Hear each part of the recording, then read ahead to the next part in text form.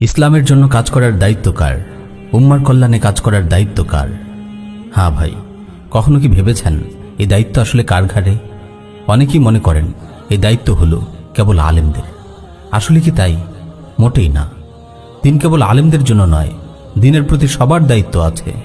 সবাইকে আপন আপন অবস্থান থেকে নিজ নিজ যোগ্যতা ও সামর্থ্য কাজে লাগিয়ে দিনের কল্যাণে কাজ করতে হবে।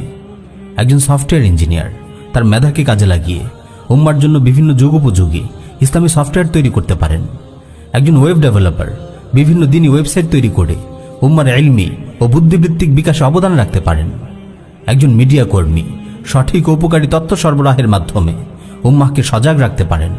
একজন বিজ্ঞানী তার গুরুত্বপূর্ণ আবিষ্কারের মাধ্যমে প্রযুক্তির ময়দানে উম্মাহকে এগিয়ে রাখতে পারেন। একজন শিল্পপতি আর্থিক সহায়তার মাধ্যমে দাওয়া ও জিহাদের কাজকে বেগবান করতে পারেন। একজন সংগঠক মুসলিম যুবকদের সংগঠিত করে তাদেরকে দিনের বৃহত্তর কল্যাণে নিয়োজিত করতে পারেন। একজন লেখক বই লিখে উম্মাহকে গুরুত্বপূর্ণ দিক নির্দেশনা দিতে পারেন। একজন ডাক্তার যুদ্ধক্ষেত্রে আহত মুজাহিদদের সেবায় এগিয়ে আসতে পারেন।